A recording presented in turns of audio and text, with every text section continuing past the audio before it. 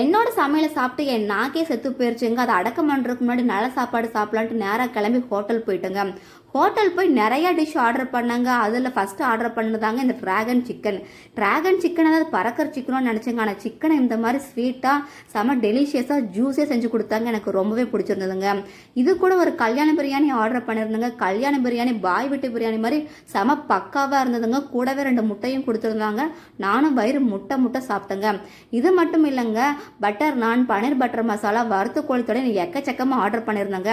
இந்த வறுத்து கோழித்தோட பார்த்தீங்கன்னா கோழி ஓடிட்டு இருக்கும்போதே பிடிச்சி செஞ்ச மாதிரி செம டேஸ்டாக இருந்ததுங்க. மசாலாவெல்லாம் நல்லா சிக்கனுக்குள்ளே நல்லா இறங்கி செம காரசாரமாக இருந்ததுங்க.